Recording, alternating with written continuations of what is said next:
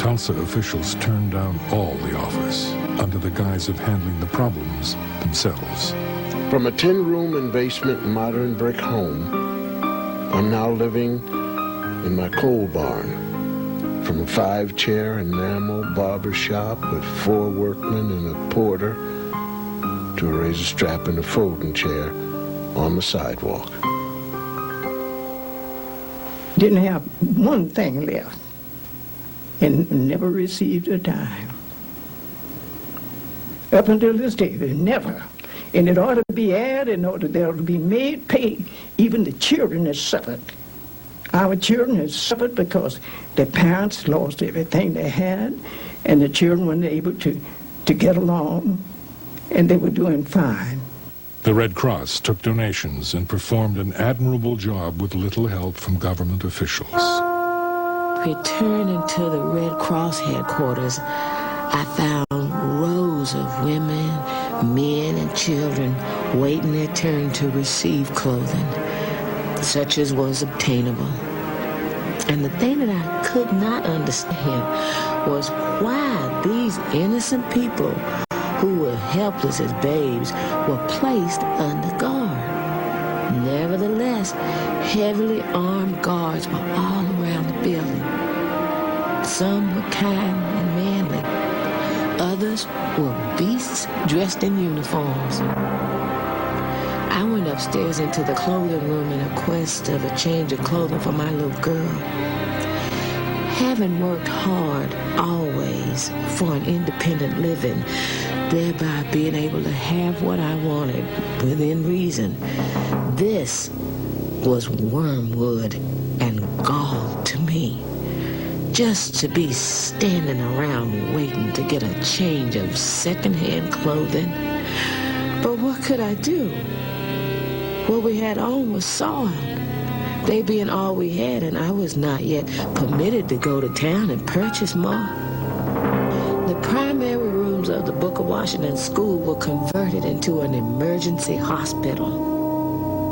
I can never erase the sights of my first visit to the hospital.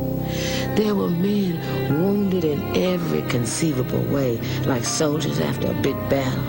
Some with amputated limbs, burned faces, others minors and eye, or with heads bandaged. There were women who were nervous wrecks in some confinement cases. One mother was thoughtless as to burden her infant for life with the name of June Riot. Mary Jones Parrish.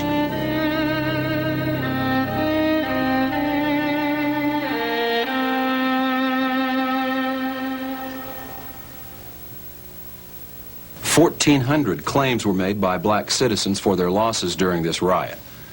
Not one, not a single claim was ever paid, any of these black citizens, for their losses. But there was a claim paid to a white store owner for his loss of guns and ammunition that was used by white rioters. Now you have to ask yourself, what's wrong with this picture?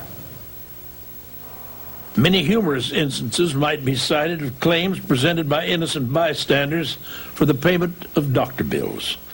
Now, all such claims were originally investigated, and many were turned down for the reasons that it could not be shown that the wounded parties were innocent bystanders, or persons in the employ of the city or the county for guard purposes. Quite early in the fall, a claim for a $55,000 doctor bill was presented by a young white man for a gunshot wound treatment. The claim was of the innocent bystander kind. After lengthy explanation on the part of the claimant as to how the injury was incurred, but after his admission that he was not employed by the city or county, the Red Cross record keeper confronted him with a full-size photograph of the same young man in the middle of the riot district with a shotgun over his shoulder and a high-powered rifle in his hand. Although he did not deny the identity, he has not been seen at the Red Cross office since. After this experience, no further claims have been made by innocent bystanders. Mr. Maurice Willows, Director of Red Cross Relief. A tent city was constructed to house refugees. Embarrassed city officials, white newspapers, the clergy, and the Chamber of Commerce perpetuated the myth that white Tulsa had an outpouring of aid into the devastated black community. In fact, just the opposite was true. With homes looted, homes and stores burned to ashes, with sick, aged, and enfeebled carried out or left to perish in the flames, mothers giving birth to children in the open, herded, guarded, and corralled like prisoners of war. And before the smoke of 1,000 homes had blown away, the trembling and homeless learned that the city fathers had passed an ordinance making it forever impossible for them in their destitute condition to go back and rebuild on their home place. G.A. Gregg. The city council or commissioners passed an ordinance that there could be no construction in the city of Tulsa that was not fireproof. Now, with people absolutely without any resources, it was impossible for them to conform to any requirement that they rebuild only fireproof structures. And my father said, you build, if they arrest you, I'll get you out of jail, you can go on building. And my dad had challenged the constitutionality of that city ordinance.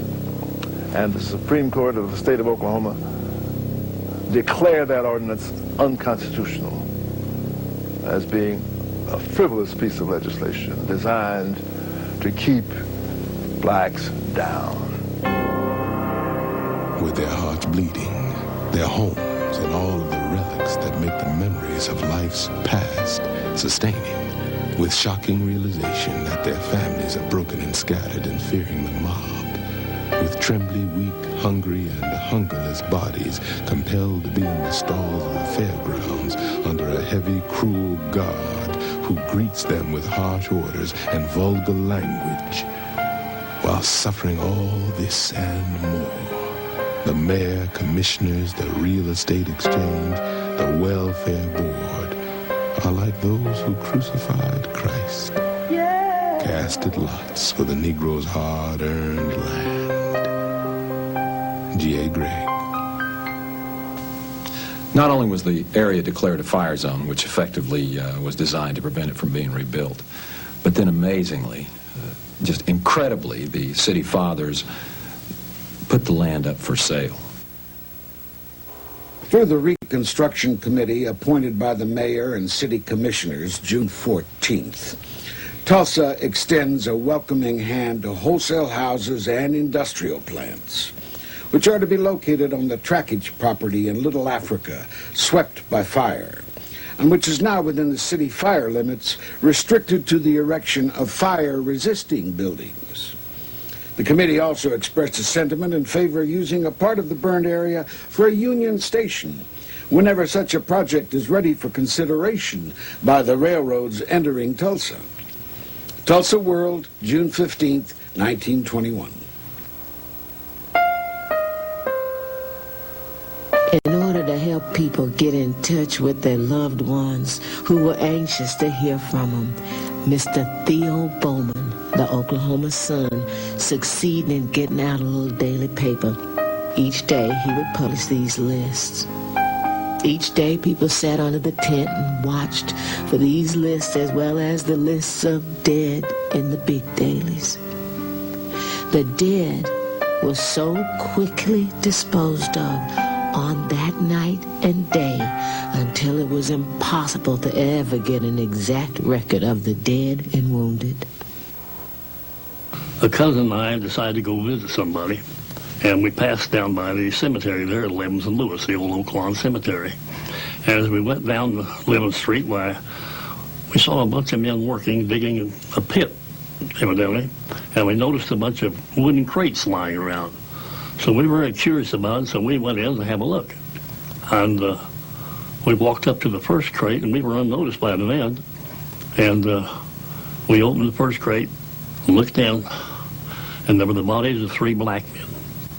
We shut the lid down real quick and proceeded to go over to the next crate, which is much larger, and opened it, and there was at least 4 bodies in that crate. They were all just piled in there. And about that time, the men noticed us and ran us out.